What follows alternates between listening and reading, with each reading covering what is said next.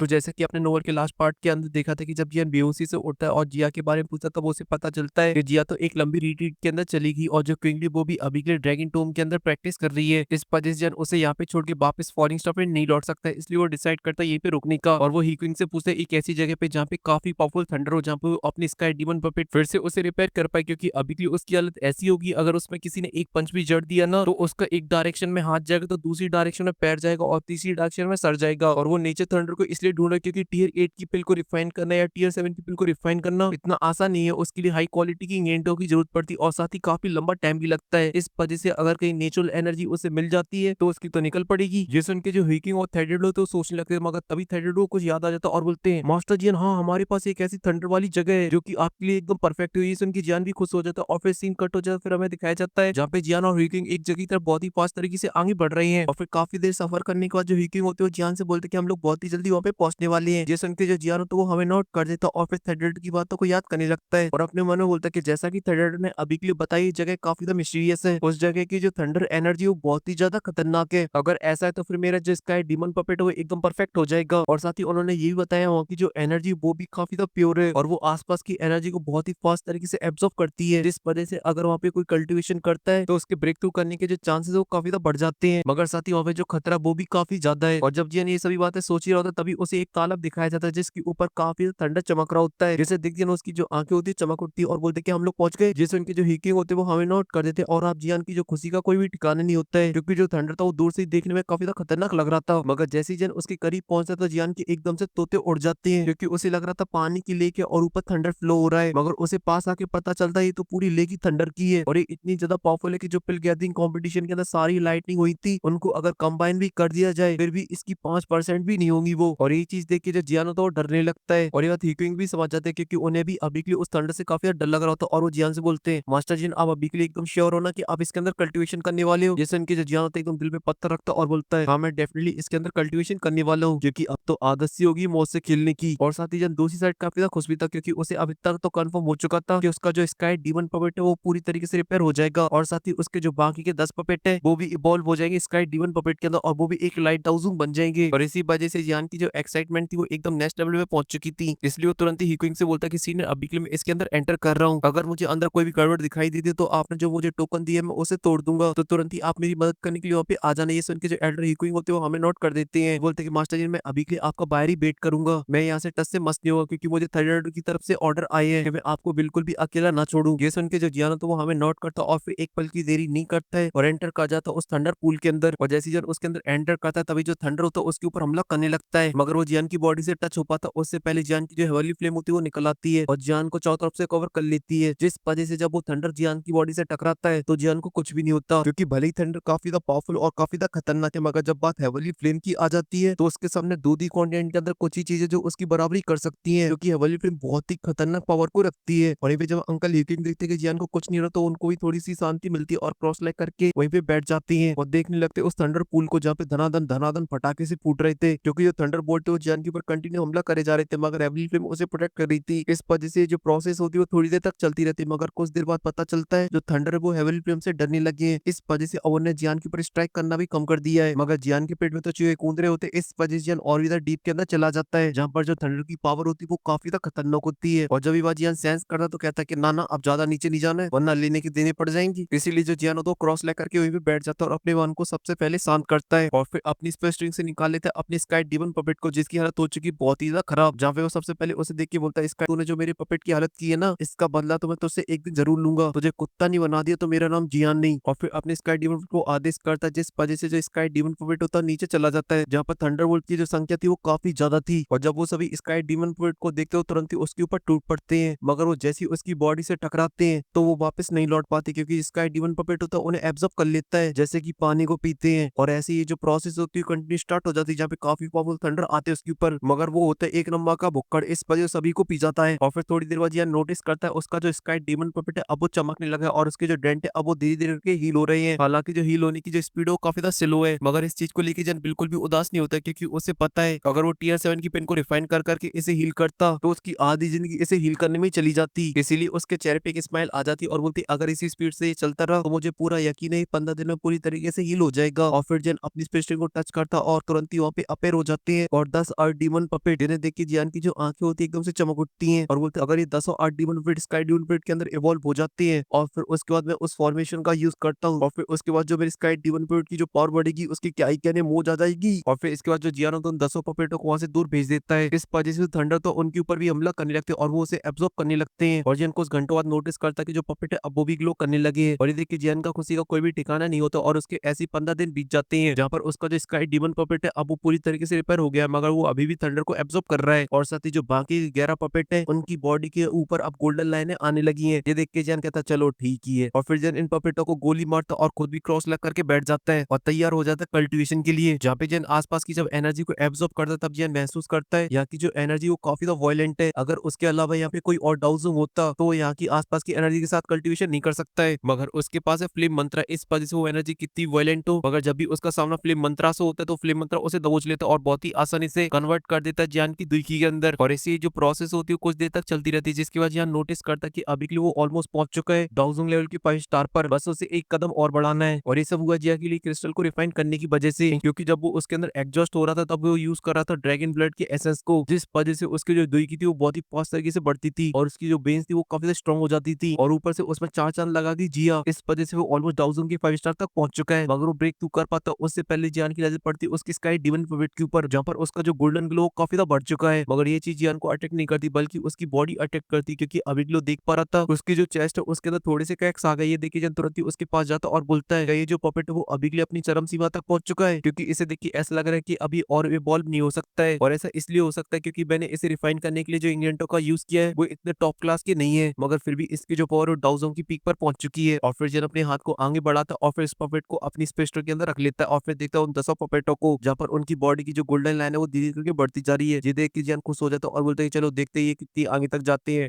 क्योंकि ये डाउशिंग लेवल, क्योंकि इन सभी पपेटों को एक डाउशिंग ने बनाया है, इस वजह से उसने टॉप क्लास के इंग्रेडिएंटों का यूज किया होगा। तो अगर मेरे इंग्रेडिएंटों से इन्हें कंपेयर किया जाए तो, लेकिन इतना तो कंफर्म है ये डाउजिंग के ऊपर नहीं निकल पाएंगी, क्योंकि इन पपेटों की उस एंशिएंट रेस के अंदर बिल्कुल भी इज्जत नहीं थी, ऐसी पड़ी थी। और फिर इसके बाद जो जियानो तो ज्यादा सोच विचार नहीं करता और क्रॉस लेग करके बैठ जाता है और धीरे धीरे करके जो टाइम होता है वो बीतता रहता है और ऐसे 10 दिन बीत जाते हैं जहाँ पे हमें पपेट देखने को मिलते हैं जिनकी बॉडी पे अभी के लिए काफी सारी गोल्डन लाइनें आ चुकी थी, जिन्हें देख के कोई बता सकता है कि ये इवॉल्व हो चुकी स्काई डीमन पपेट के अंदर। मगर जो जियान था वो अभी के लिए अपनी कल्टीवेशन में लगा था, जिस वजह से वो आसपास की एनर्जी को एब्जॉर्ब कर रहा था और उसकी जो एब्जॉर्ब करने की जो पावर थी वो काफी ज्यादा खतरनाक थी, क्योंकि उसने आसपास की नेचुरल एनर्जी को एब्जॉर्ब करना बंद कर दिया था बल्कि वो थंडर को भी एब्जॉर्ब करने लगा था। वो हो चुका था एकदम से बावला, वो किसी को भी नहीं छोड़ रहा था। इसी वजह से आसपास के थंडर ने जियान की पूरी बॉडी को कवर कर लिया था, लेकिन तभी अचानक से जियान की बॉडी के अंदर काफी ज्यादा हलचल होने लगती है और उसकी जो आंखें जो काफी लंबे टाइम से बंद होती है वो अचानक से खुल जाती है और उनके अंदर से निकलता है एक बहुत ही पावरफुल थंडर और साथ ही जियान की बॉडी के अंदर से निकलता है एक पिलर जो जाके सीधा डीप रीजन के अंदर चला जाता है और आसपास जो थंडर तो काफी दूर पीछे किसको चला जाता है। इसके बाद जियान अपनी बॉडी को चेक करता और बोलता है वाओ डाउजिंग 5 स्टार। और अब उसकी खुशी का कोई भी ठिकाना नहीं होता, क्योंकि उसने अभी के लिए यहाँ पे आने से पहले इस बात की बिल्कुल भी उम्मीद नहीं की थी कि वो इस जगह के अंदर अपना एक स्टार ब्रेक थ्रू कर लेगा। और फिर जियान अपनी बड़ी पावर को सेंस करता और बोलता है कि अगर मैं अब यहाँ से स्काई 5-3 मिस्टर चेंज का यूज करता तो मैं पहुंच जाऊंगा सीधा डाउजिंग के 7 स्टार पर, और ऊपर से उसमें अगर मैं अपनी हेवनली प्रिम का यूज कर देता हूँ तो फिर मेरी पावर और भी ज्यादा खतरनाक हो जाएगी और साथ ही उसी के अंदर मैं अपने पपेटों की पावर को भी ऐड कर देता हूँ, तो फिर मुझे इतना तो यकीन है कि मैं उस 9000 को भी मार मार के भूत बना सकता हूँ या फिर उसका गेम ही खत्म कर दूंगा। और इसे उसके जियान का जो दिल होता है एकदम गार्डन गार्डन हो जाता है और फिर तुरंत ही उसकी नजर पड़ती है अपने उन 10 पपेटों के ऊपर जो कि अभी की इवॉल्व हो चुके स्काई डीमन पपेट के ऊपर। ये देख के तो जन एकदम खुशी के मारे बावला हो जाता और बोलता है अब मैं क्या ही बोलूं, आज का क्या कमाल का दिन है, इतनी सारी खुशियां एक साथ मुझ आ गई। और फिर अपने हाथ को आगे बढ़ाता और उन 10 पपेटों को अपनी स्पेस्टर के अंदर रखने लगता, मगर तभी अचानक से उसकी नजर पड़ती है उस थंडर पूल के डीप रीजन के अंदर जहाँ पे वो देखती है थोड़ा सा हैरान हो जाता और बोलता है मुझे यहाँ से कुछ खतरनाक सेंस हो रहा है, मगर उस चीज का जो ऑरा है वो काफी हल्का और ये बोल के जन एकदम फुल रिलैक्स हो जाता है और वहां से अपने कदम बढ़ा के जाने वाला तो तभी अचानक से जियान के एकदम से तोते उड़ जाते हैं, क्योंकि नीचे से आता है एक बहुत ही पावरफुल थंडर जिसे देख के जियान की जो रूह होती है एकदम पूरी तरीके से कांप उठती है और बोलते कि अच्छा दिन खत्म, लग गई मेरी खुद पे नजर। और फिर ध्यान से डीप रीजन की तरफ देखता जहाँ पर उसे दिखाई देते एक पर्सन जिसके पीछे 10 थंडर के ड्रैगन पड़े और उनकी जो पावर बहुत ही ज्यादा खतरनाक है। अगर जियान उनसे टकरा जाता है तो जियान का कचूमर बनना ऑलमोस्ट पक्का है, मतलब सीधी सिंपल भाषा में बोला जाए तो जियान का गेम ओवर होना। और इस वजह से जियान की डर के मारे सिट्टी बिट्टी के लो जाती और वो वो अपना रिवर्स गेट डालता है और वहाँ से भागने लगता है। कहता भाड़ में जा दुनियादारी, अभी मेरी क्या ही उम्र है, मुझे तो अपने पापा को बचाना है। इस वजह से जियान वहाँ से एकदम फुल स्पीड से भागने लगता है। जहाँ तक कि जियान को अभी के लिए 1% भी इंटरेस्ट नहीं था कि वो थंडर किसके पीछे पड़ा और वो पर्सन कौन है। मगर वो इतना तो श्योर है कि जो बंदा वो बिल्कुल भी साधारण नहीं है, क्योंकि वो बंदा अभी के लिए इतना डीप रीजन के अंदर जाके कल्टीवेशन कर रहा है, तो दम तो होगी उसके अंदर, तभी वो उसके अंदर एंटर किया है। अब उस बंदे के अंदर कितनी दम है वो तो आप लोगों को आने वाले एपिसोड के अंदर ही पता चलेगा। हालांकि इस एपिसोड के अंदर ज्यादा पता नहीं चलेगा, मगर जो नेक्स्ट आर्क आने वाला है उसके अंदर बहुत ही अच्छे से पता चलेगा। और साथ ही ये जो बंदा वो भी बहुत ही कमाल का है। अगर मैं आप लोग को हिट दूं तो इसका जो कनेक्शन है वो जीनन अकेडमी से है, लेकिन अभी भी आप इसे नहीं पहचान पाए तो कोई दिक्कत वाली बात नहीं है, नेक्स्ट पार्ट के अंदर पता चल जाएगा। लेकिन अभी भी आप इसे नहीं पहचान पाए तो नेक्स्ट पार्ट के अंदर पता चल जाएगा। फिलहाल के लिए इस पार्ट में सिर्फ इतना ही। अगर आपको वीडियो पसंद आई है तो दबा के लाइक करें, साथ ही चैनल को भी सब्सक्राइब कर दे। मैं मिलता हूँ आपसे नेक्स्ट वीडियो में, तब तक के लिए आप सभी को बहुत सारा प्यार।